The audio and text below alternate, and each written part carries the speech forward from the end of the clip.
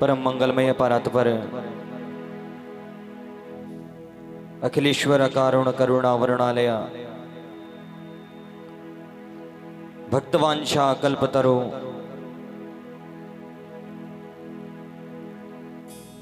तड़िदित विनिदित पीतांबरधारी सर्वेश्वर श्री उलाधार अखंड कोटि ब्रह्मांड नायक परब्रह्म परमेश्वर श्री अवध बिहारी राजा रामचंद्र भगवान की वांगमय प्रत्यक्ष स्वरूप गोस्वामी द्वारा स्वरचित श्री रामचरितमानस, जो श्री रामचरितमानस एक महान ग्रंथ है, भगवान का प्राण है, भगवान का साहित्यिक विग्रह स्वरूप है। बोलो सियावर रामचंद्र भगवान की जय। जो कि साक्षात भगवान इस रामचरितमानस में ही अपना अंश, अपना प्राण, अपना हृदय, अपना पूर्ण विग्रह इसमें ही स्थापित कर चुके हैं। दिव्य निरंतर प्रथम दिन से लेकर और आज अष्टम दिवस की यह दिव्यमयी रसमयी संगीतमयी यह भक्तिमय गंगा हमारे कानों से लेकर हमारे हृदय को और हमारे हृदय से हमारे पूरे शरीर को और इस देह रूपी को पवित्र किया, हमारे मन को पवित्र किया। उन मन में रहने वाले मेरे करुणा निधान सुजानशील भगवान श्री राम जी ने हम पर कृपा करके हमें आनंद बरसाया। बोलो सियावर रामचंद्र भगवान की जय। तो आइए कथा में श्रवण करने से पूर्व कुछ क्षण भगवान का आश्रय लें। राम राम जपूं मैं तो सदा, जपूं निरंतर राम सदा। तो ऐसे मन में भाव रखते हुए भगवान का चिंतन करना है। ठाकुर हमारे अवध बिहारी, हम हैं अवध बिहारी। हो ठाकुर हमारे अवध बिहारी, हम हैं अवध बिहारी के। ओ ठाकुर हमारे अवध बिहारी, हम हैं अवध बिहारी के। हो ठाकुर हमारे अवध बिहारी, हम हैं अवध बिहारी के। भाव श्री गोपाल।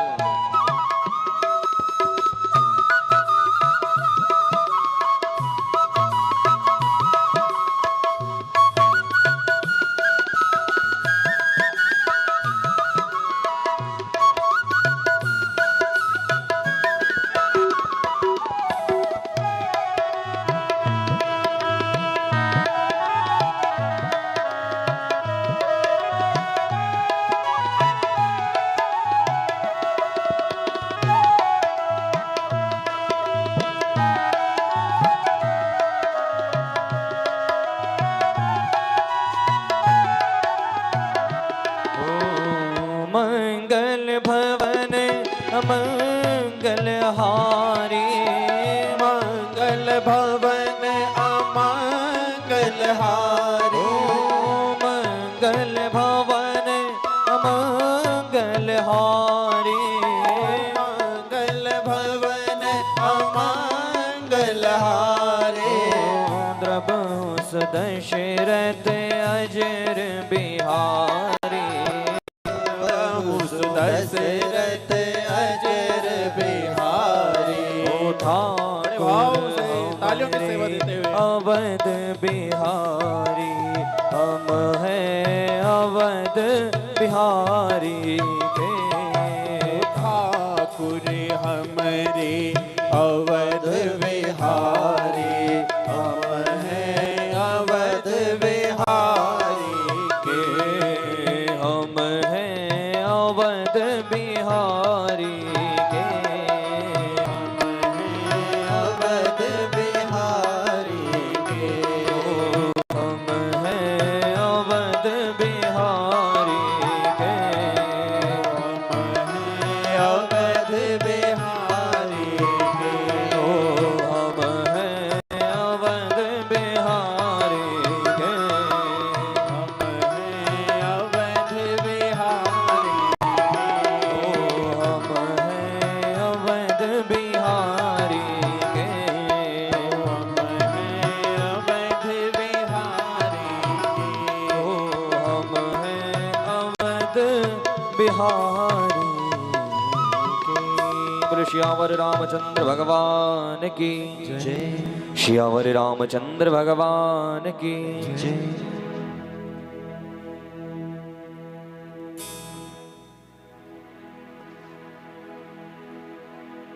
तो दिव्य इस श्री रामचरितमानस की दिव्य पावन भक्तिमय गंगा हमारे जीवन को और हमें पवित्र किया। मुखम पवित्रम यदि राम नामम, हृदयम पवित्रम यदि ब्रह्म ज्ञानम।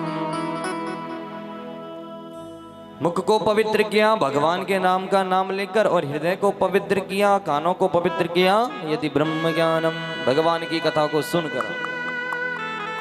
हस्तों पवित्रम यदि दान पुण्यम, हाथों की शुद्धता है कंकण पहनने से नहीं, दान देने से।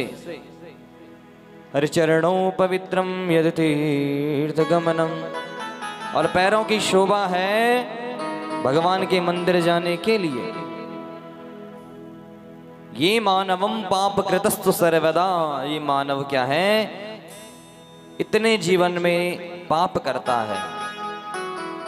और पाप ये नहीं आप किसी से लड़ाई झगड़ा करो, पाप अनेक प्रकार के होते हैं। यदम पापम कर्मण्य पात्रम वासासि बाणम जीवेन पापम, 3 प्रकार से व्यक्ति अपने जीवन में पाप और पुण्य करता है। गुरु श्यावर रामचंद्र भगवान की जय। मनसा वाचा और कर्मणा, सर्वप्रथम होता है मनसा। मन से भी पाप होता है, कैसे? अगर हमने किसी व्यक्ति के लिए, किसी और जन के लिए हमने अपने मन में द्वेष भावना रखी, तो मनसा, मन से वह पाप कर्म किया। और मन से ही पुण्य भी होता है। तन मन, जब हम कोई कार्य करते हैं तो सर्वप्रथम हम सबसे पहले शरीर से खड़े होते हैं, तब हम अपने मन से खड़े होते हैं, और तब अंतिम में आता है धन। तो मन के द्वारा अगर हम किसी व्यक्ति के बारे में अच्छा सोचें, तभी हम उस मन से उस पुण्य को प्राप्त कर सकते हैं। गोस्वामी तुलसीदास जी लिखते हैं, निर्मल मन जन सो मोहि पावा, मोहि कपट छले छिद्र न भावा। भगवान भी उन्हीं के घर आते हैं, उन्हीं के मन में आते हैं जिनका मन क्या होता है, निर्मल होता है। ये मन की बड़ी चंचल है, मन तपिरत चंचल जाए, मन बड़ा चंचल है। ये मन क्या है, अगर अभी हमने सोच लिया महाराज कि हमने विदेश का नाम ले लिया अमेरिका, तो मन वहीं पहुंच जाता है। ये मन इतना, इसकी वायु से भी तीव्र गति है। और पतंजलि योगपीठ ने नियम संयम, इस मन को रोकने के लिए 8 योग बतलाए, 8 सूत्र हैं। तो ये मन की गड़ी जो गति है बड़ी विचित्र है। तो मन से हम सर्वप्रथम कर्म करते हैं और पाप भी करते हैं। दूसरा है वाचः, वाचः का अर्थ होता है अपनी बोली भाषा से। अगर हमने किसी व्यक्ति से मधुर मीठी मीठी बात कर ली, तो हम उस व्यक्ति को अपना बना सकते हैं। मुख जहि तनु बड़ो सुत भागी, अगर हमने किसी व्यक्ति से मीठी बात कर ली तो महाराज ऐसे लगता है जैसे मेरा अपना है, मेरा हितैषी है। कटु तन बचनु द्वेष अरुभासी, अगर किसी व्यक्ति से हमने कटु वचन बोल दिए और वह वचन उसके हृदय पर लगे तो सबसे बड़ा अहितकारी माना जाता है। तो ये जो वाणी है, इस वाणी से हम किसी भी व्यक्ति को अपना और पराया कर सकते हैं। मंगल कारण बोल मृदुबानी। अगर अपने जीवन में मंगल चाहते हो तो रघु स्वामी जी कहते हैं कि हमेशा सदैव अच्छा बोलो, मीठा बोलो। सत्यम ब्रूयात प्रियम बुर्यात न बुरात अवप्रिय। राजा दशरथ जी महाराज सुमंत्र जी से कहते हैं, हे सुमंत्र मेरे राम की खबर मुझे दो। सत्यम बुर्यात, सच बोलना, पर कैसा सच बोलना कि प्रियम बुर्यात। देखो हम कभी कभी अपने मित्र के लिए, अपने हितैषी के लिए, अपने परिवारजनों के लिए अच्छा बोलना चाहते हैं, सच बोलना चाहते हैं, परंतु कैसा सच बोलें। अब हम महाराज गुस्से से बोल देते हैं कि तू भाई बुरा मान भला मान, तेरे भीतर ये भी बीमारियां हैं।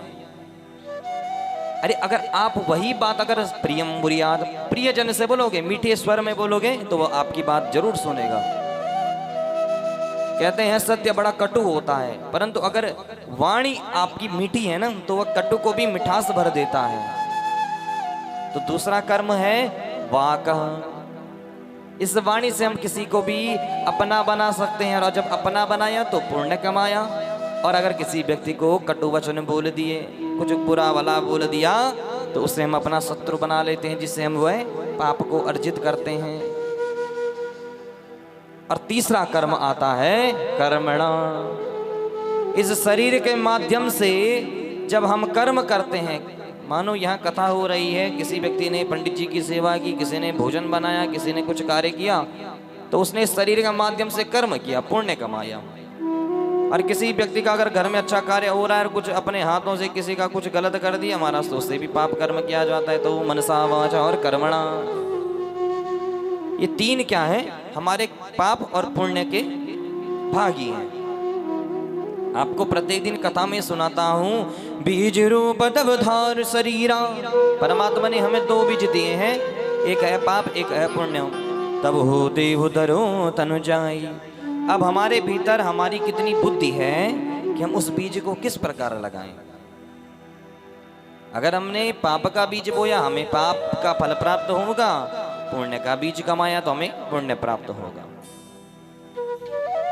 तो ये संसार रूपी गाड़ी है, और इस गाड़ी में महाराज हमें परमात्मा ने छोड़ दिया है, परंतु अब हम पर बात है कि हम इस जीवन को किस प्रकार अपना जीवन यापन करेंगे। और रामचरित हमें सिखाती है हमें अपने जीवन में किस प्रकार होना चाहिए। राम जी से सीखा, रामचरित जे जनत अघाई। एक जगह में कहा कि राम जी का जो चरित्र है वो सर्वगुणों में सुसंपन्न है। राम जी से सीखो कि माता पिता की सेवा किस प्रकार करनी चाहिए, और राम से सीखो कि राजनीति भी कैसे करनी चाहिए। राम जी से सीखो कि पत्नी के साथ कैसा व्यवहार होना चाहिए। राम जी से सीखो राज्य कैसा चलाना चाहिए। एक पुत्र का दायित्व होता है अपने परिवार को, अपने घर को, उनका पालन पोषण करना उसका सर्वप्रथम धर्म है, कर्तव्य है। तो राम से सीखो। मधुर वचन तब रघुकुल जाए। जहां भी जाते हैं तो मधुर वचन बोलते हैं। दूर से लग जाते हैं महाराज ये तो रघुकुल घराने से लग रहा है, क्योंकि बच्चा क्या होता है, अपने परिवार का दर्पण होता है। तो राम जी हमेशा किसी से, किसी भी व्यक्ति से मधुर वचन कहते हैं। भरत जी से सीखा कि भ्रातृत्व प्रेम कैसा होता है। यहां पर दशरथ जी और मां कैकेयी ने जब भगवान श्री राम को वनवास दिया तो कहते हैं राम जी ने अपनी माता को कुछ कहा नहीं। प्रिय वचन मधुर बोल सुहावा। प्रिय वचन बोला कि मां क्या आज्ञा है। अगर बच्चा गलत राह पर जाए तो गोस्वामी तुलसीदास जी वर्णन करते हैं कि माता पिता का कर्तव्य बनता है अपने पुत्र को अच्छी दिशा दिखानी, परंतु कहते हैं अगर माता पिता भी अपने पथ से भूल जाएं, गलत दृष्टि में चले जाए, गलत संगत में जाने लगे, तो एक पुत्र का दायित्व होता है अपने माता और पिता को अच्छे मार्ग पर लाना। ये पुत्र का दायित्व है। भजहु सकल तब तब अविनाशी, इस प्रकार भगवान का नाम भजते रहना चाहिए। मृता संग तब भव नहीं जानी, माँ सीता, माँ जानकी, उनका कैसा स्वभाव है कि मन हो सपन ये हो को मृदु जानी। मन में भी भगवान है और ध्यान में भी भगवान है। तो परिवार की वास्तविकता, परिवार का जो वास्तविक गुण है, सर्वप्रथम व्यक्ति को उसे अपने हृदय में स्थापित करना चाहिए। नीति कहती है जिस स्थान पर व्यक्ति का सम्मान न हो, चाहे वो मित्र का घर हो, चाहे वो गुरु का घर हो, चाहे वो किसी अन्य व्यक्ति का घर हो, उस स्थान पर कभी नहीं रहना चाहिए। बोलहु तब अब स्वर्ण सिधारी, चाहे उस स्थान पर सोना भी बरस रहा हो, उस स्थान पर नहीं रुकना चाहिए, नीति कहती है। तो इसी प्रकार राम कथा हमें हमारे जीवन में जीना सिखाती है। रामचरित की मानस रचना, रामचरित की ऐसी मानस रचना, मन की रचना तुलसी कृत रामायण है। करती है हम सबका प्यारे जीवन में कल्याण है। राम कथा सुर तरो की छाया, राम कथा सुर तरु की छाया, राम कथा सुर तरो की छाया। राम कथा सुर तरु की छाया। दुख भय दूर निकट जो आया, दुख भय दूर निकट जो आया। मंगल भवन अमंगल हारी, मंगल भवन अमंगल हारी। द्रवहु सुदशरथ अजीर बिहारी, द्रवहु सुदशरथ अजीर बिहारी।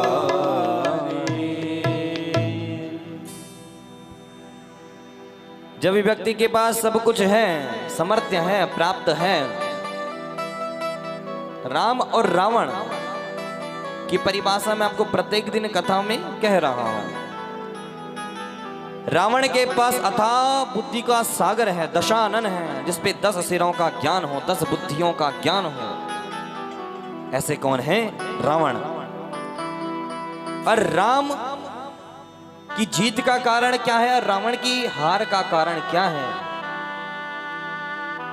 अगर हम इस रामचरितमानस का सार देखें तो हमें अपने जीवन में इसे लेना चाहिए। राम के पास जो है, राम उसमें पर्याप्त है, राम को और कुछ नहीं चाहिए। पर रावण के पास जो है वो उसे पर्याप्त नहीं है। इसका अर्थ है व्यक्ति के जीवन में उसे संतोष होना आवश्यक है। 5 पंच सुंदर कन्याओं में सबसे बड़ी कन्या है मंदोदरी, रावण के पास है। सोने की लंका रावण के पास है, फिर भी रावण को क्या चाहिए? और चाहिए, संतोष नहीं है। व्यक्ति के दुख का कारण क्या बताया? दुख तब भयो संतोष ही आवा। दुख का कारण संतोष है, असंतुष्ट रहना। कामन भक्ति दुख तब पावा। महाराज 2 रोटी सुकून से मिल रही है, तभी भी महाराज मन में असंतुष्ट हैं, संतुष्ट नहीं है। तो वही रावण हमारे भीतर भी है। कामनाओं का जो जड़ है, कामना जड़ है, और कामनाओं के जड़ उस पेड़ पर लगने वाले जो फल हैं वह कौन है? हमारे दुख हैं।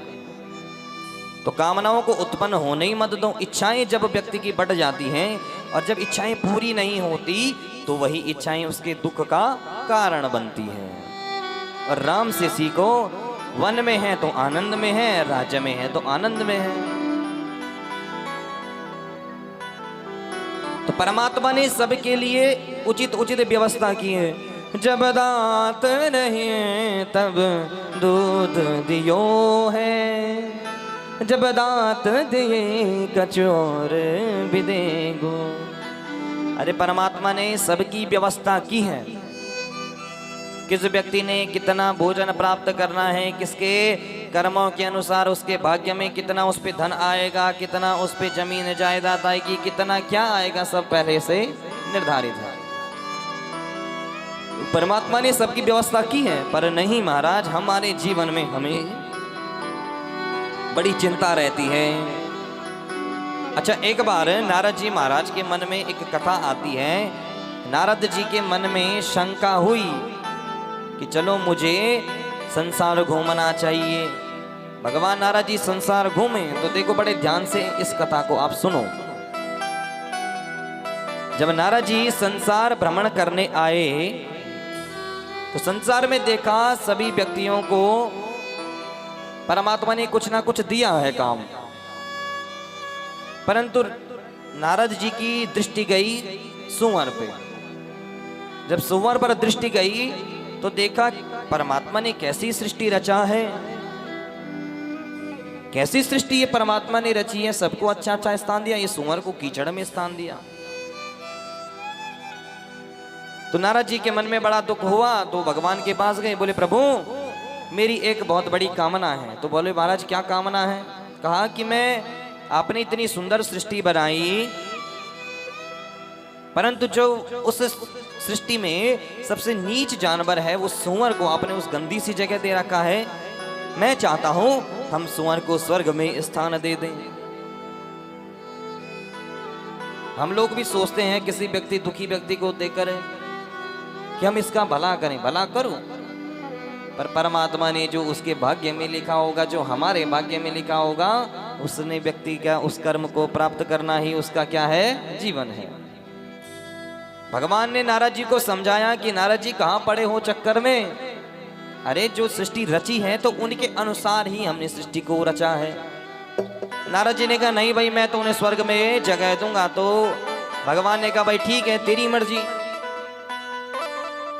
इधर नारद जी आए और सुअरों को उठाया। कहा भाई मैं तुम्हें बड़ी सुंदर सी जगह लेकर जाता हूँ। सुअर भी बड़ा प्रसन्न हो गए कि नारद जी हमें बड़ी सुंदर जगह लेकर जाएंगे। तो आकाशवाणी से जा रहे हैं। नारद जी से पूछा, जयति जगति माया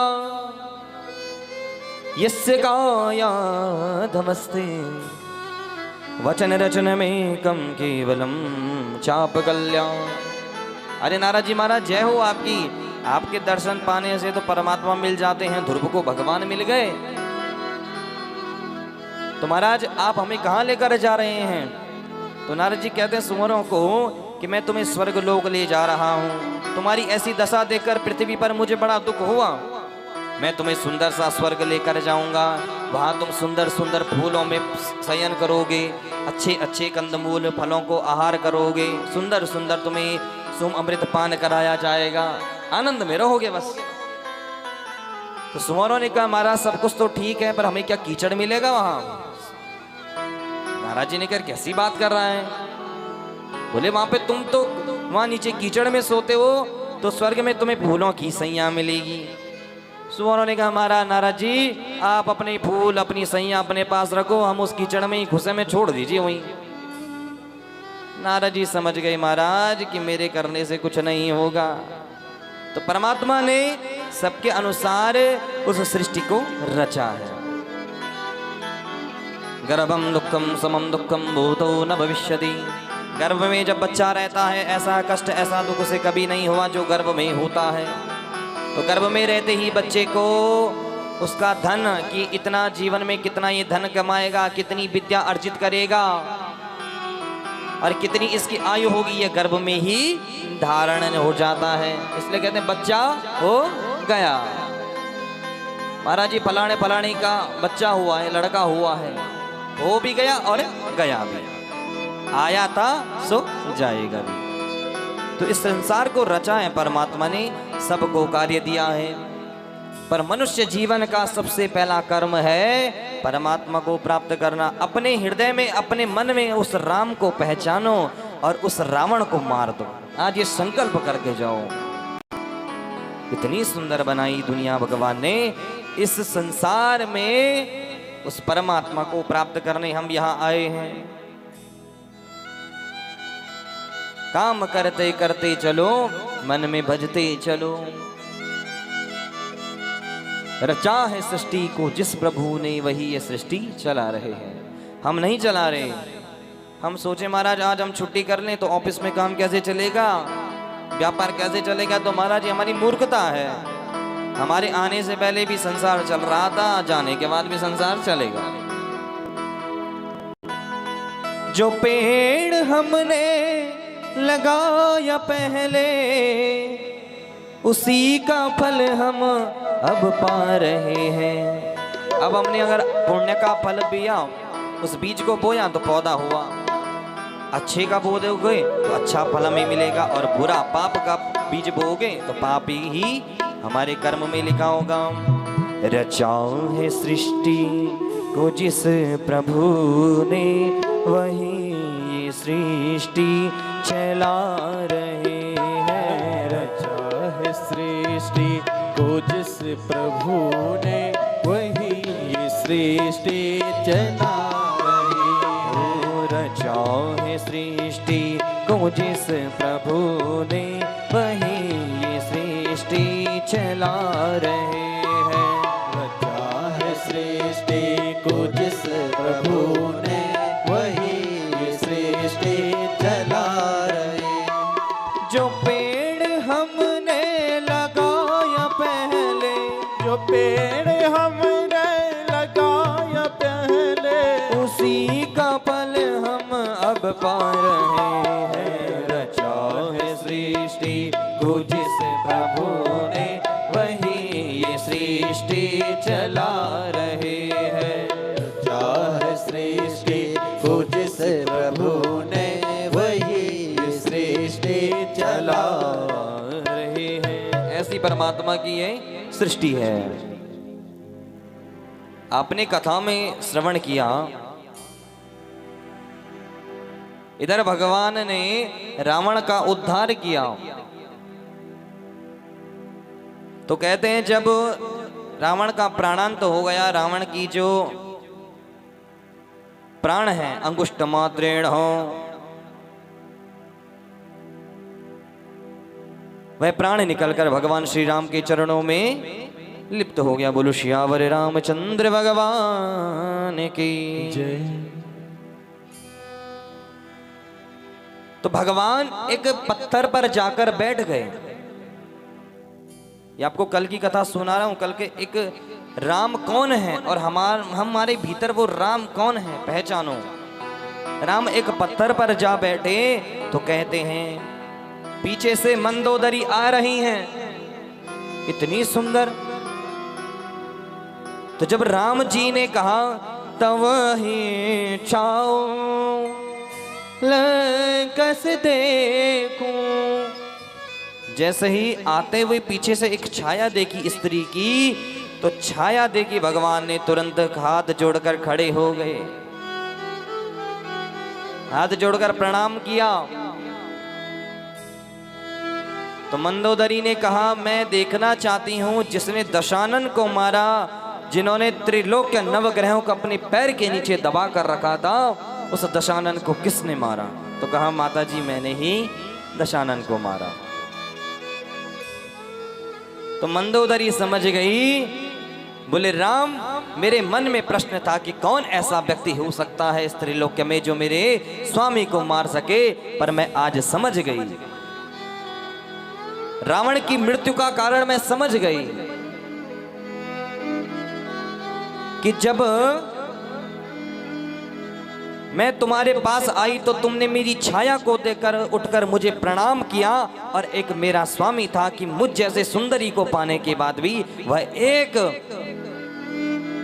मुनि वेशधारी स्त्री के पीछे, तुम्हारी जननी जनकी पीछे कामातुर हो गया। तो ये क्या है?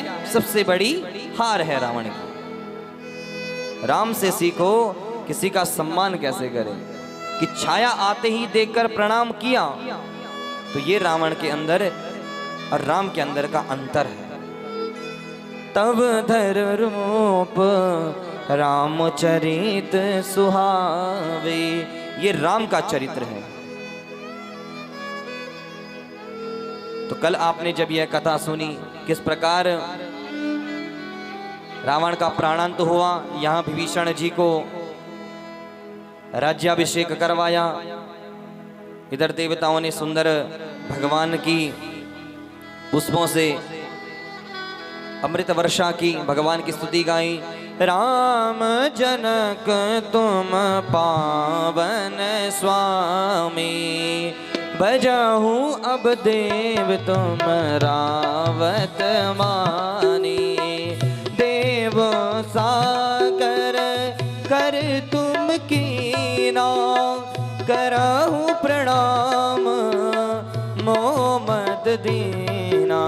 राम सिया राम सिया राम जय जय राम। राम सिया राम सिया राम जय जय राम। हो राम सिया राम जय जय राम। राम सिया राम जय जय राम। बोलो श्यावर रामचंद्र भगवान की। यहाँ भगवान विभीषण को राज्य पर बैठाया, राज्याभिषेक करवाया लक्ष्मण के द्वारा। इधर 14 वर्ष जब भगवान के पूर्ण हुए, कहते हैं 13 वर्षों तक चित्रकूट नाम के पर्वत में रहते, 1 वर्ष के भीतर भीतर अंतराल के समय में यह लंका कांड हुआ था। यहां से विभीषण ने अपना पुष्पक विमान दिया। आज 14 वर्ष पूर्ण होने वाले हैं, और इधर भरत जी को संशय हो गया, चिंता हो गई। कातुक दुख मम भ्रात रे भारा। इधर भरत जी को बड़ा दुख हुआ कि मैंने वचन लिया है कि जिस दिन 14 वर्ष पूर्ण हो जाएंगे, अगर उस दिन मेरे भैया राम नहीं आए तो मैं उस दिन अपने प्राणों का अंत कर दूंगा। गुरु तब विश्व मुनित सुहावा। अपने गुरु जी के पास गए और उनसे निवेदन करने लगे। इधर भगवान को पुष्पक विमान में बैठाया, और पुष्पक विमान में बैठाते माँ जानकी जी, हनुमान जी, सुग्रीव जी, जामवंत जी, नलनील और अंगद समेत विभीषण जी भी आज अयोध्या की तरफ आए। तो माँ जानकी जी ने माँ गंगा जी से प्रार्थना की थी कि जब 14 वर्ष हो जाएं तब मैं तेरी पूजा करूंगी। तो आज जानकी जी गंगा जी की पूजा कर रही है श्री रामचंद्र जी के साथ, भैया लक्ष्मण जी के साथ। इधर भैया को बड़ा दुख हुआ और कहने लगी, मनस ही तब अब गुरु तुम जावा। आज हे गुरुदेव, मेरे भैया राम ने आना था, अगर संध्या के समय से पहले पहले नहीं आए तो मैं अपने प्राणों का अंत कर दूंगा। तो राम जी को पता था कि मेरा जो भैया है भरत बड़ा हठी है।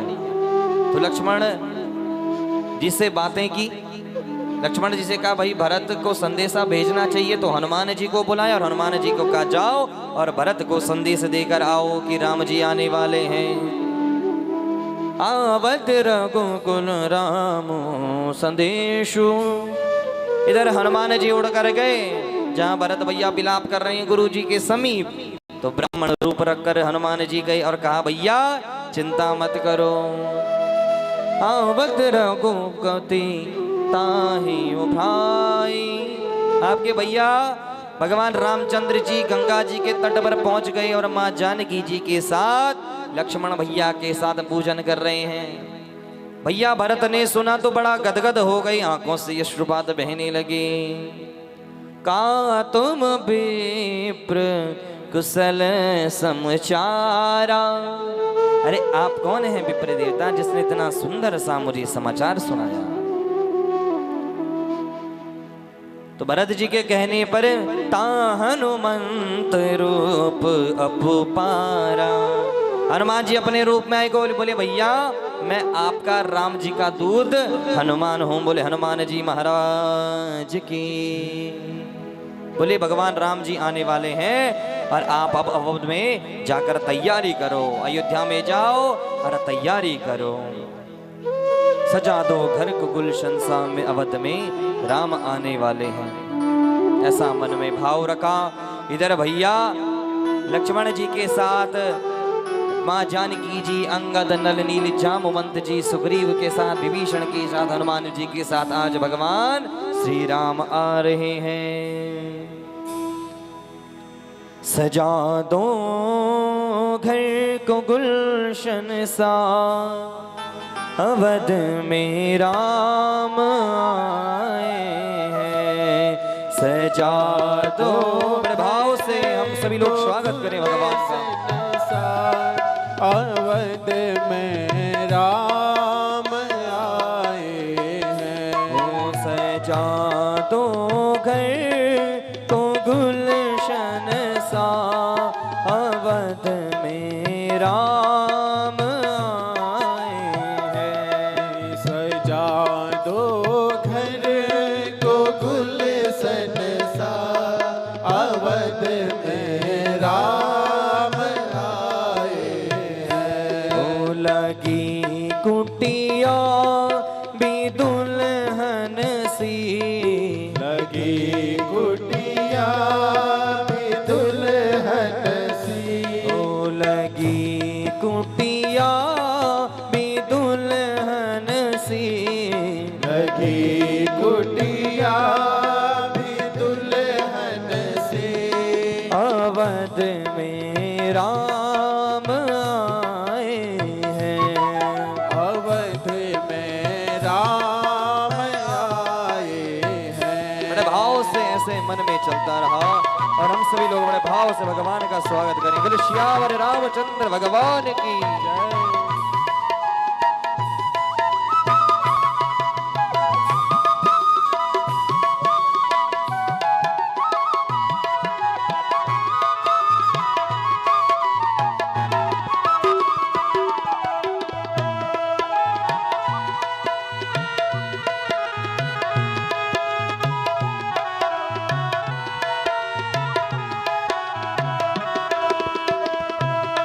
पखारो इनके चरणों को, पखारो इनके चरणों को। बहा कर प्रेम की गंगा। बहा दो प्रेम की गंगा। बहा दो प्रेम की गंगा। बिछा दो अपनी पलकों को। बिछा दो अपनी पलकों को। अवध में राम आए हैं। अवध में राम आए हैं। सजा दो घर को गुलशन सा, सजा दो घर को दुल्हन सा। अवध में राम आए हैं। अवध में राम आए हैं। बोले श्यावर रामचंद्र भगवान की जय। पवन सुत हनुमान जी महाराज की जय। इधर भैया तीनों माता कौशल्या, सुमित्रा, कैकेयी, गुरु वशिष्ठ जी, विश्वामित्र जी, भरद्वाज मुनि आज भगवान श्री राम जी के स्वागत करने के लिए सभी अवध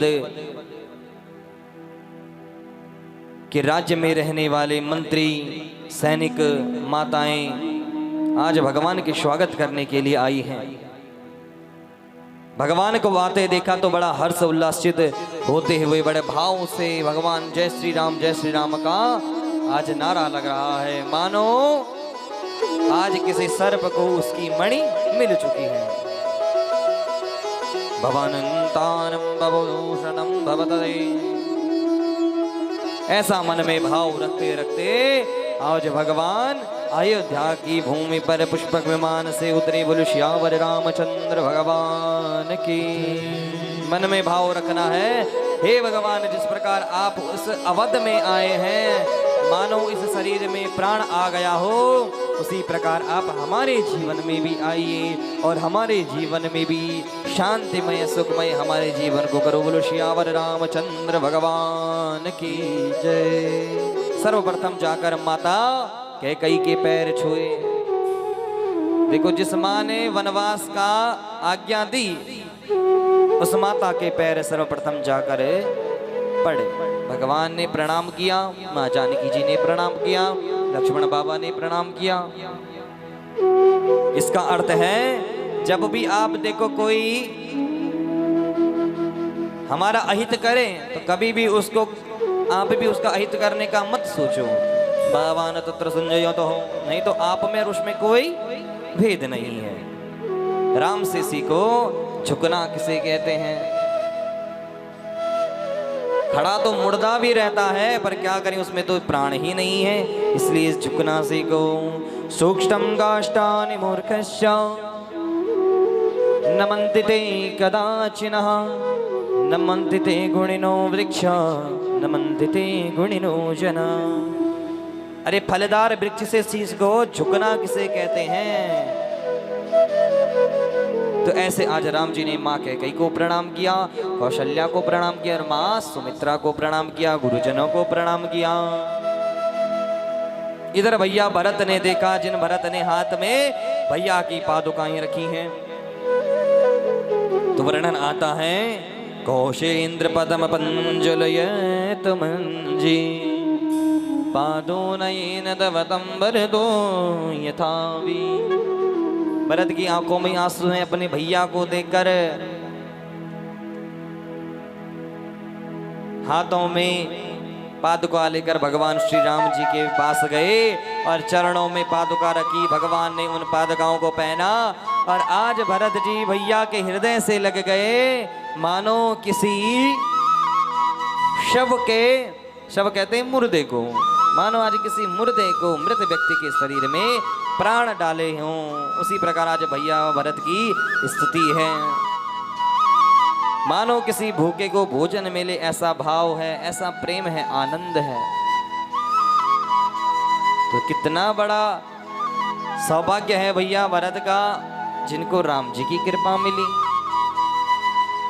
मैं प्रत्येक दिन कथा में कहता हूं, उस व्यक्ति का हर बड़ा भैया राम है, जो अपने छोटे भाई से प्रेम करें। उस माँ का बेटा राम है, जिसके बच्चे उसकी आज्ञा का पालन करते हैं। अगर जीवन में ये आ जाए, देखो राम राज्य किसे कहते हैं। इधर राम जी को लेकर गए, सुंदर स्नान करवाया, वस्त्र सुशोभित हुए और राज्य में जब प्रवेश किया, महल में प्रवेश किया, तो राज सिंहासन पर जाकर बैठाया और ब्राह्मणों के द्वारा वेदों से शास्त्र के अनुसार उनका राज्याभिषेक हुआ। बोलो श्यावर रामचंद्र भगवान की। तो देखो भैया भरत ने अपना वो मन, वो राज्य खाली रखा, वो आसन खाली रखा, किसके लिए? राम जी के लिए। तो हम भी अपने इस मन रूपी, कपटी रूपी मन में जगह खाली नहीं कर सकते भगवान के लिए? कर सकते हैं, कर सकते हैं। मोहि कपट छल छिद्र न भावा। अगर इस मन से हमने कपट दूर कर दिया, छल को दूर कर दिया, तभी जाके परमात्मा वहां बैठेंगे। आपको मैंने कल उदाहरण दिया कि 2 कमरे हैं हमारे पास, एक में गंदगी की हुई है और एक कमरा बड़ा सुंदर साफ रखा है। तो आप किस कमरे में जाकर बैठोगे? जो कमरा क्या है? साफ हो। तो वह जो गंदगी वाला कमरा है, कचरे वाला कमरा है, वो कौन है? हमारे मन में द्वेष, कपट किसी व्यक्ति के लिए, जब हम क्रोध करते हैं, छल उसके प्रति आता है, अगर जब हम ये चीजें उस कमरे से साफ कर दें, तब जाकर परमात्मा हमारे मन में आ जाते हैं, हमारे हृदय में बैठते हैं। तो रावण भी हमारे अंदर है और राम भी हमारे अंदर है। ये अयोध्या ही हमारा शरीर है। बालकांड पब पावु है, अयोध्या मन हृदय। तो ये परमात्मा का साहित्यिक विग्रह है, स्वरूप है शरीर अयोध्या। और अयोध्या में रहने वाले प्राण कौन है? भगवान श्री राम। वहां उनकी धर्मपत्नी अर्धांगिनी है, कौन? मां जानकी। भैया लक्ष्मण है। तो ये तीनों कौन है? इन तीनों को संज्ञा दी गई भक्ति, ज्ञान और वैराग्य की। लक्ष्मण जो हैं अपने भैया के प्रति समर्पण हैं, उन्हें वैराग्य का भाव है अपने भैया के लिए। मां जानकी कौन है? ज्ञान, उनका अभिमान है। धर्मपत्नी जो है पुरुषों का अभिमान होता है। वृता सुंदरतम स्त्रीणाम परिपूर्तया। स्त्री किस चीज का प्रतीक होता है? शक्ति का प्रतीक होता है। जो यह विश्व, ये संसार क्या है? शक्ति के अधीन है। तो राम जी की शक्ति कौन है? मां जानकी। और राम क्या है? स्वयं सागर परमात्मा, उस भक्ति स्वरूप अखंड करुणा वरुणालया भक्तवांछिता कल्पतरु तड़िदित विनिदित पीतांबरधारी सर्वेश्वर श्री युगलाधार अखंड कोटि ब्रह्मांड नायक राजा रामचंद्र भगवान की। इधर भगवान श्री राम जी का राज्याभिषेक होता है। भैया लक्ष्मण भरत शत्रुघ्न को भी राज्य में अधिकारी दिया जाता है। अलग अलग राज्यों के उन्हें पद दिए जाते हैं। राम राज्य चलता है। तो राम राज्य पर बहुत सुंदर दोहे और चौपाइयों में आया कि राम राज्य किसे कहते हैं? जिस राज्य में प्रजा कभी भूखी न सोती हो, जिस राज्य में, जिस प्रजा में स्त्रियों का सम्मान होता हो। एक वर्णन तो राम राज्य का यहां आया और एक वर्णन आता है महाभारत में। महाभारत में जब भीष्म बाणों की सैया में लेटे हैं, महाभारत का युद्ध संपूर्ण हुआ। भीष्म जी बाणों की सैया में लेटे हैं। पांचों पांडव, द्रौपदी, मां कुंती, भगवान कृष्ण और सुभद्रा जब भीष्म के पास आते हैं, देखते हैं उन्हें जब कष्ट हो रहा है, सभी पांडव उनसे आशीर्वाद लेते हैं कि हे गुरुदेव, हमने यह महाभारत का युद्ध तो जीत लिया, अब आप हमें ज्ञान दीजिए, हमें उपदेश कीजिए कि हमें राज्य को कैसे चलाना चाहिए। एक प्रधानमंत्री का, एक मुख्यमंत्री का या हमारे गांव का प्रधान भी होता है, तो उसका कर्तव्य क्या है? महाभारत में भी वर्णन आता है। तो भीष्म जी कहने लगे, युधिष्ठिर सुनो, एक सबसे अच्छा राजा कौन होता है? बल प्रज्ञानाम च स्त्रीणाम याचा। जिस प्रजा में राजा स्वयं 2 समय का भोजन करे न करे, पर प्रजा बिना भूखी नहीं सोनी चाहिए। हे युधिष्ठिर, तुम वस्त्र पहने न पहनो, पर राज्य के हर बच्चे के, हर स्त्रियों के, हर पुरुषों को कपड़े होने आवश्यक हैं। ऐसे राज्य का, एक राजा का कर्तव्य होता है। तीसरा कहा कि तुम्हारे सर पर छत हो न हो, प्रजा में हर व्यक्ति के पास अपनी अपनी छत होनी, अपना अपना घर होना जरूरी है। ये एक राजा का कर्तव्य है। और जैसे ही चौथा कहा कि राज्य में रहने वाली स्त्रियों की, माताओं की सदैव रक्षा करो, उनके साथ कोई अपमान न हो। जैसे ही यह कहा, वैसे ही द्रौपदी कहती हैं, तन हो मन हो मंद मुस्काई। हंसने लगी, मुस्कुराने लगी थोड़ा सा। जब हंसी तो वो तो उनके सामने ससुर हैं, बड़े हैं, तो थोड़ा सा हंसी फिर चुप हो गई। भीष्म जी ने कहा, बोले बेटा आप हंसे क्यों? पांचों पांडवों ने देखा द्रौपदी की तरफ क्रोधित में कि हमारे गुरुदेव के सामने हंसी है। तो द्रौपदी ने कहा, बोले महाराज कुछ नहीं, छोड़ो, रहने दो। तो भीष्म ने कहा, नहीं, हास्यम बरिहासेन न किंदेन कर्तव्यम कारण। बिना कारण के तो हंसी नहीं आती। और आप मेरे सामने हंसे इतनी बड़ी बात, तो बताओ आप हंसे क्यों? तो द्रौपदी कहने लगी कि महाराज जी, गुरुदेव मुझे क्षमा करें, अभी आप इनको राज्य का, एक राजा का कर्तव्य सिखा रहे हैं। आप मुझे बतलाओ उस समय आपका ये कर्तव्य कहाँ गया था जब दुशासन मेरी साड़ी खींच रहा था और आप वहां पर जाकर बैठे थे, तब आपका ये नियम कहाँ चला गया था? तब आप आए क्यों नहीं? तो महाराज भीष्म जी की आंखों में आंसू आ जाते हैं और कहते हैं, बेटा तुम बिल्कुल सही कह रहे हो। अगर मैं चाहता उस दिन, तो मैं अगर एक बार भी आंख दिखा देता दुर्योधन को और दुशासन को, तो उसकी हिम्मत नहीं थी कि वो तुम्हारे पर हाथ भी लगा सके। परंतु बेटा, कहते हैं ना, जब जिसका अन्न खाया है तो उसके साथ कभी भी गद्दारी नहीं होती। तो मैंने उन पापियों का अन्न खाता था, मैं उनके अधीन था, और उस दिन मैं अगर चुप रहा तो आज जो मुझे यह कष्ट मिला है, तो भीष्म जी को ये जो बाणों की सैया का कष्ट भोगना पड़ा, तो वो उसी के कारण ही भोगना पड़ा। तो कहा, बेटा द्रौपदी, अगर मैं उस दिन तेरी लाज रख लेता तो आज मुझे यह कष्ट नहीं देखना पड़ता। मैंने जीवन में कभी भी किसी का अहित नहीं किया, पर उस दिन मैंने उस राज्य में ये होने से नहीं रोक पाया, और आज मुझे इसका कष्ट मिल रहा है। बेटा मुझे क्षमा करना। तो राज्य का कर्तव्य सिखाया।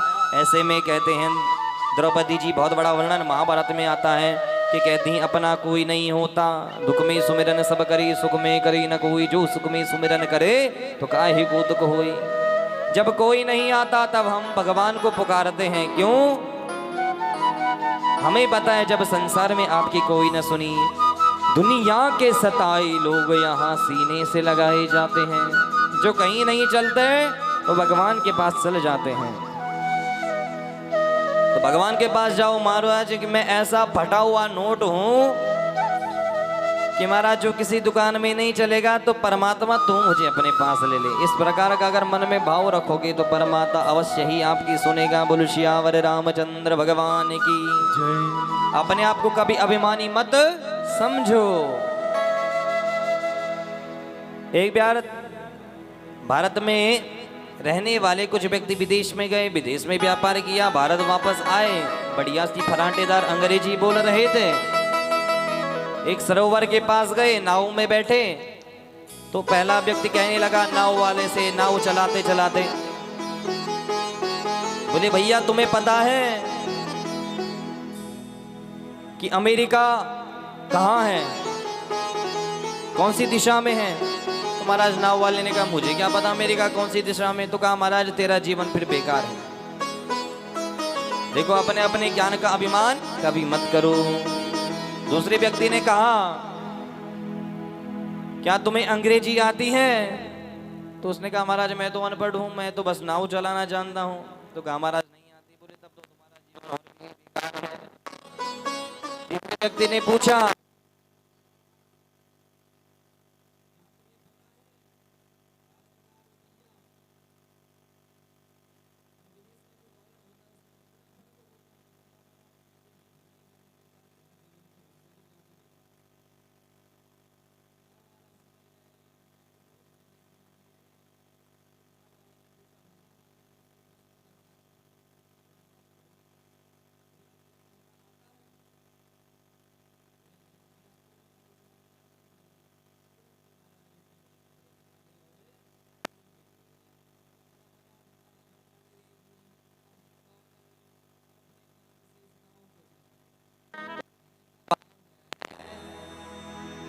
कि कुछ मुझे आता होगा किसी क्षेत्र में, किसी क्षेत्र में किसी और को आता होगा। सर्वगुण संपन्न कोई नहीं है। इसलिए व्यक्ति अभिमान ना करे, क्योंकि ये देह अस्तिमान सरोदरे में मती तजत्वम, यह देह अस्थि का शरीर है, ये हमारा नहीं है, ये सांस हमारी नहीं है। हम ऐसे ही जीवन में चलते चलते ये संसारे खल दुस्तारी कृपया का ही पाहि मुरारे, इस संसार में भटक रहे हैं, भूल रहे हैं, पर वास्तविक जीवन में कोई नहीं है। धनानि भूमो पशु विष्ट गोष्ठे, जितना जीवन में धन कमाया होगा वह यहीं का धरा रहेगा। पशु विष्ट गोष्ठे, हमारे घर में जो हमने गाय भैंस कुत्ता बिल्ली जो भी पशु पाले हैं वो घर में ही छूट जाएंगे। नारी गृहे द्वार जना शमशाने, धर्मपत्नी जी जिसके साथ हमने हमारा 7 जन्मों का वचन लिया है कि तुम हमारी प्राण प्यारी हो, प्रियतमा हो, अनेक अनेक प्रकार से शब्दों का उनका प्रासंगिक उन्हें समझाया, उन्हें माना हृदय से, तो वो भी केवल घर के द्वार तक साथ जाती हैं।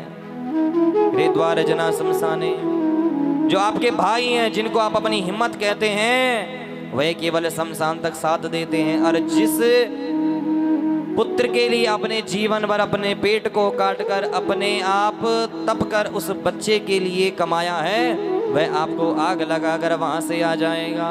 इसलिए जीवन में कुछ नहीं है, जाएगा जब यहाँ से कुछ भी न साथ होगा। 2 गज कपन का टुकड़ा तेरा लिबास होगा, पीटेगा छाती अपनी को नबा नसीब होगा। 2 गज कपन का टुकड़ा तेरा लिबास होगा।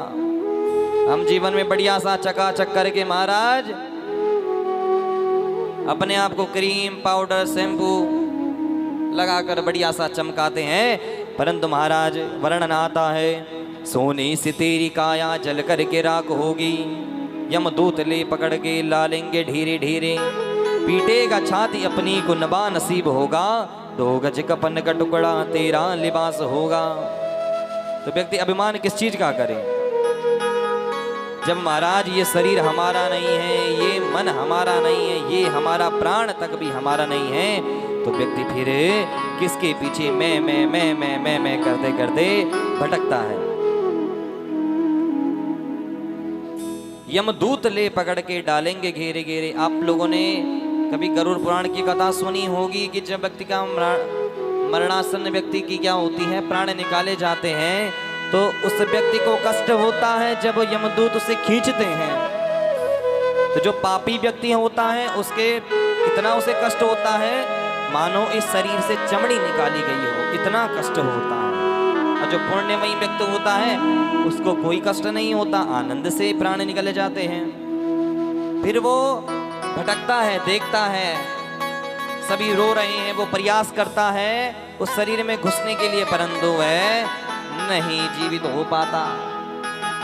इसकी बहुत सुंदर कहानी है, गरुड़ पुराण में डरावने वाली भी है कि 5वें दिन वह पुनः वापस आता है, घर की दशा देखता है कि कौन अभी भी दुख कर रहा है मेरे लिए, पर देखता है बढ़िया सा बच्चा खाना खा रहा है, धर्मपत्नी जी भी बढ़िया सी क्या कर रही हैं, भोजन कर रही हैं, कोई दुख नहीं है। कितने दिन तक दुख करेगा? 2 दिन करेगा, 4 दिन करेगा, 5 दिन करेगा, 1 महीने करेगा, 6 महीने करेगा, 1 साल करेगा, पर एक दिन वह भूल जाएगा। तो ये जीवन की वास्तविकता है। इसलिए अपने आप से आप पूछो, राम कथा कहती है आप स्वयं से पूछो कि हमने जीवन में क्या कमाया है। धन तो सभी कमा रहे हैं, पर हमने क्या कमाया, इसकी महत्ता ज्यादा, इसकी महिमा ज्यादा है। बोलो श्यावर रामचंद्र भगवान की। इधर भगवान का राज्याभिषेक होता है, कथा आती है कि रामचरितमानस में केवल राज्याभिषेक तक की कथा है और वाल्मीकि रामायण में और लव कुश का वर्णन आता है, पर केवल राज्याभिषेक होने का अर्थ है हमें अपने जीवन में भी परमात्मा को उसी प्रकार राजा बनाना है, अपने शरीर का, इस मन का। ऐसा मन में सभी लोगों ने भाव रखना है। इधर काकभूषणी जी गरुड़ जी को कथा सुना रहे हैं नीलगिरी पर्वत पर, जहां गरुड़ जी को संशय था। आज गरुड़ जी का संशय दूर हुआ और आज गरुड़ जी काकभूषणी जी को प्रणाम करके भगवान के धाम गए। देत कले चवनम चले गरुड़, आज संशय मन की जानी। मन के जितने भी संशय थे, प्रश्न थे, सब हमारा समाप्त हुए। गरुड़ जी भगवान के पास गए, प्रणाम किया और भगवान की शरणागति हो गई। बोले श्यावर रामचंद्र भगवान की। इधर विभीषण लंका चले गए, सुग्रीव अपने राज्य में चला गया, हनुमान जी श्री राम जी की सेवा में तत्पर रहे।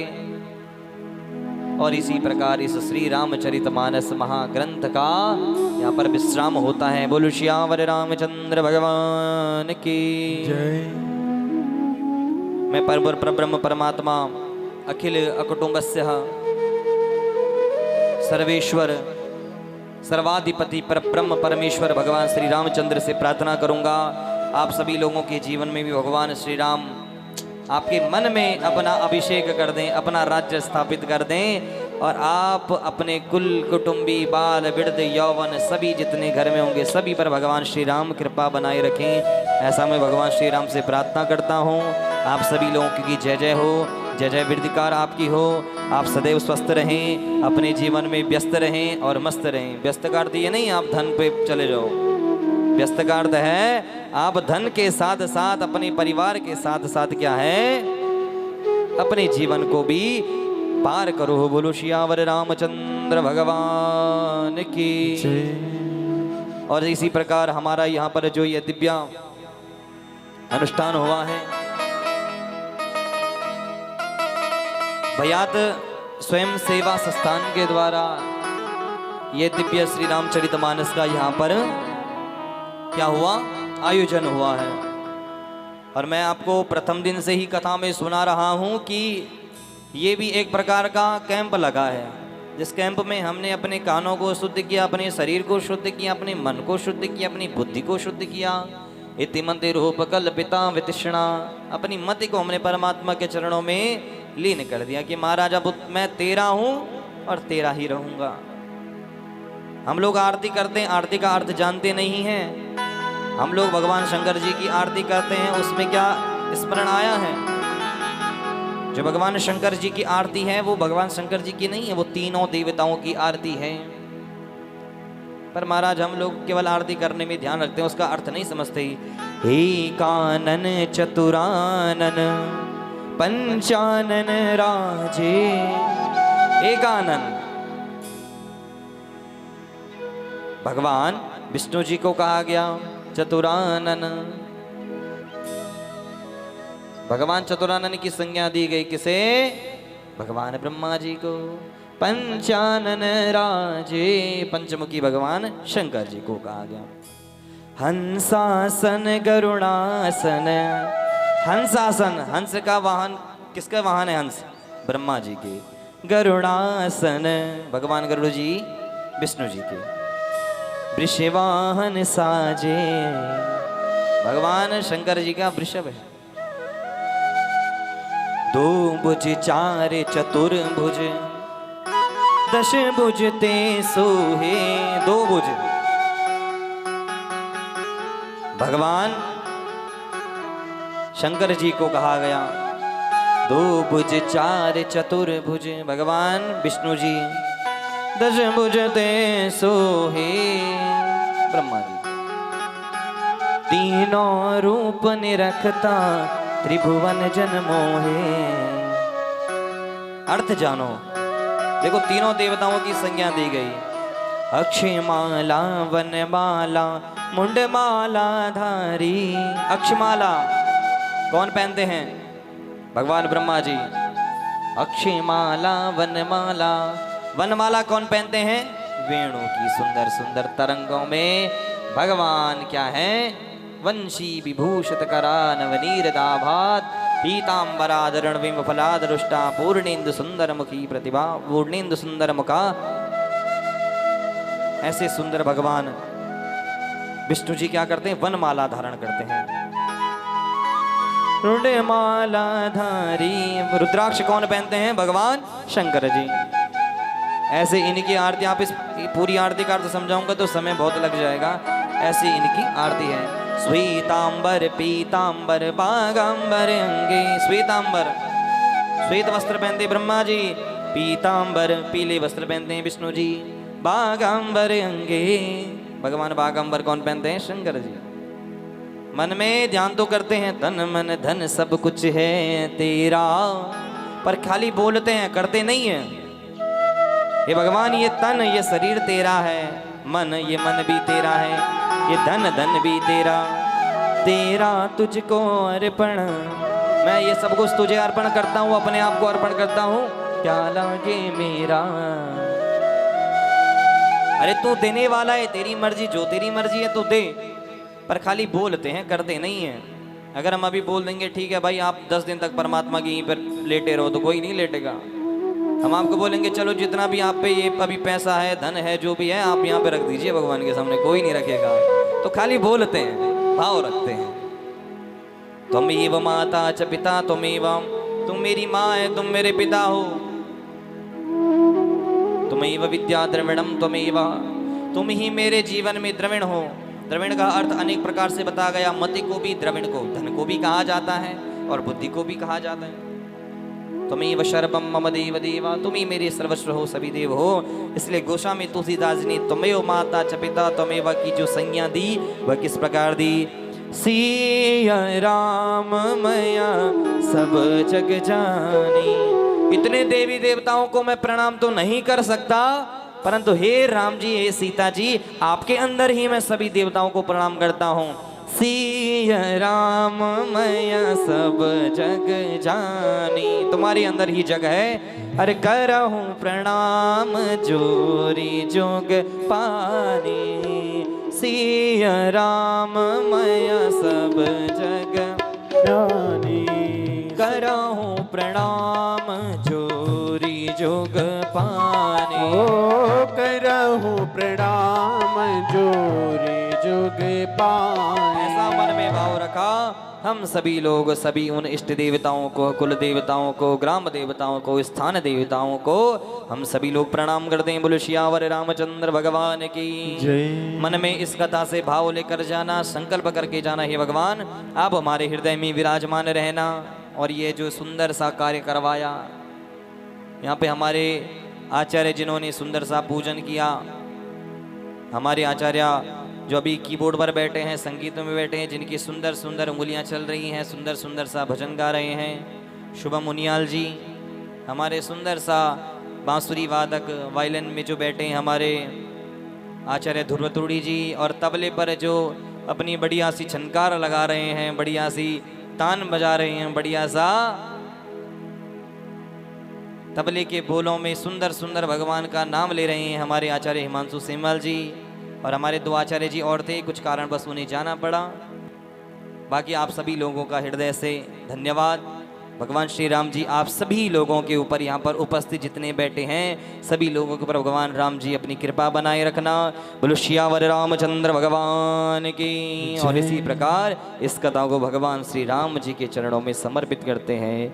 जय सिया राम, जय जय सिया राम, जय सिया राम, जय जय सिया राम, जय सिया राम, जय जय सिया राम, जय सिया राम, जय जय सिया राम। ओ मंगल भवन अमंगल हारी, मंगल भवन अमंगल हारी, मंगल भवन अमंगल हारी, ओ मंगल भवन अमंगल हारी। प्रभु सुदशरथ अजर बिहारी, ओ प्रभु सुदशरथ अजर बिहारी, प्रभु सुदशरथ अजर बिहारी, ओ प्रभु सुदशरथ अजर बिहारी। जय सिया राम, जय जय सिया राम, जय हाथ सिया बढ़ाइए भगवान से राम, प्रभाव से।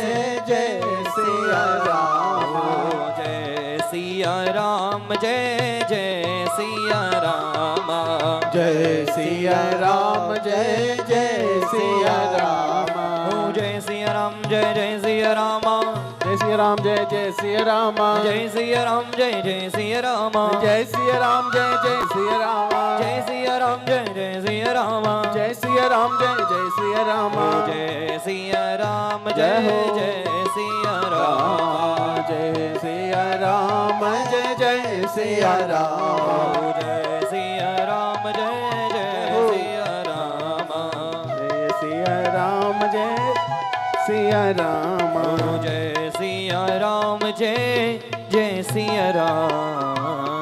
बोलो सियावर रामचंद्र भगवान की जय। सतगुरुदेव भगवान की जय। श्री गोस्वामी दास जी महाराज की जय। श्री रामचरितमानस महाग्रंथ की जय।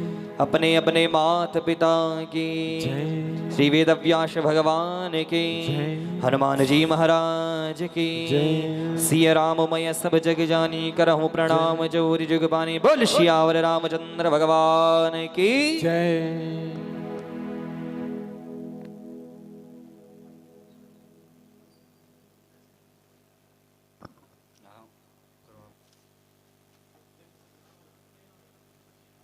ओम ओम ओम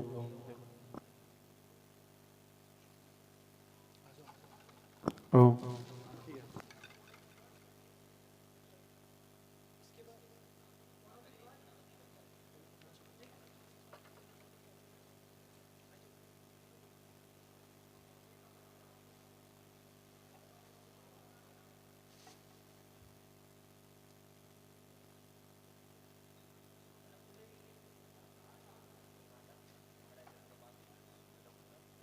राम तेरी आरती गाऊं, हे राजा राम तेरी आरती गाओ। हे राजा राम तेरी आरती गाऊं, हे राजा राम तेरी आरती गाओ। दशरथ नंदन आरती गाऊं, दशरथ नंदन आरती गाओ।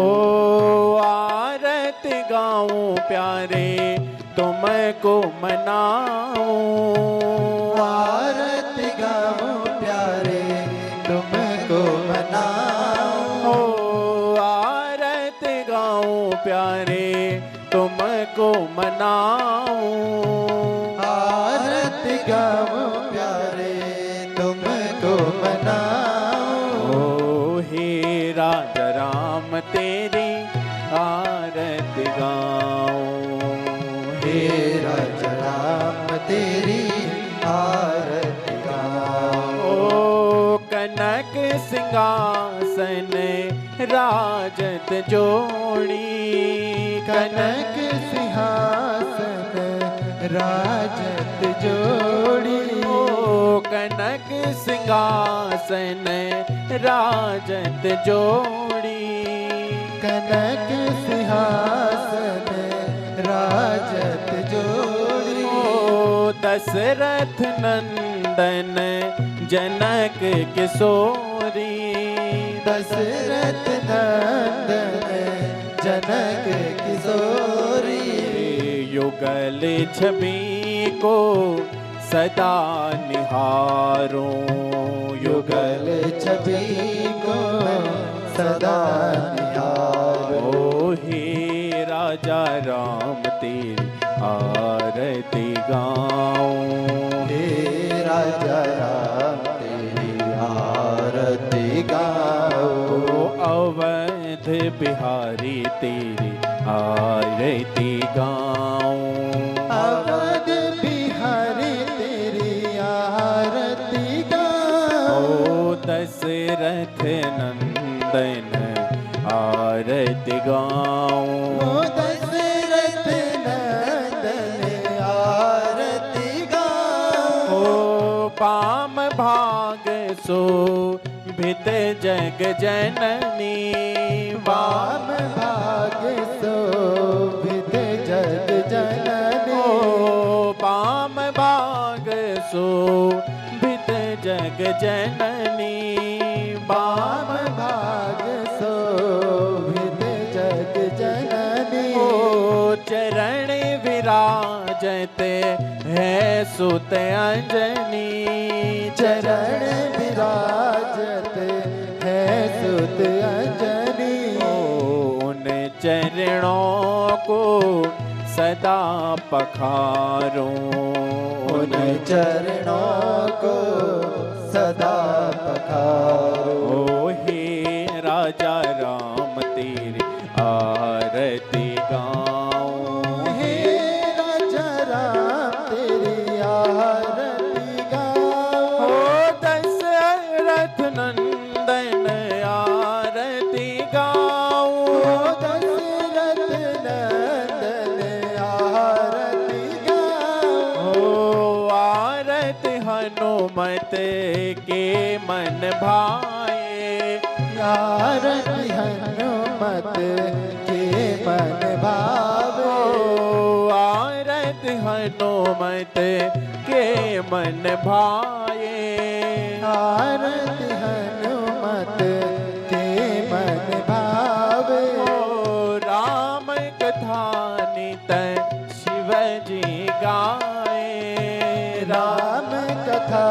नित शिव जी गावे। राम कथा में हृदय उतारूं, राम कथा में हृदय बसाओ। हे राजा राम तेरी आरती गाऊं, ये राजा राम तेरी आरती गाओ। दशरथ नंदन आरती गाऊं, दशरथ नंदन आरती गाओ। कर्पूर गौरम करुणावतारम संसार सारम भुजगेन्द्रहारम सदा वसन्तं हृदयारविन्दे भवानी सहितं नमामि। त्वमेव माता च पिता त्वमेव त्वमेव बन्धु च सखा त्वमेव। त्वमेव वेदा द्रविणं त्वमेव त्वमेव सर्वं देव देव। ओ मनोजव मारुत तुल्य वेगं जितेन्द्रिया बुद्धिमतां वरिष्ठं। वातात्मजं वानरयूतमोख्यं श्रीरामदूतं शरणं प्रपद्ये। राजा राम राम राम राजा राम राम राम राजा राम राम राम राजा राम राम राम सीता राम राम राम सीता राम राम राम सीता राम राम राम सीता राम राम राम। राजा राम राम राम राजा राम राम।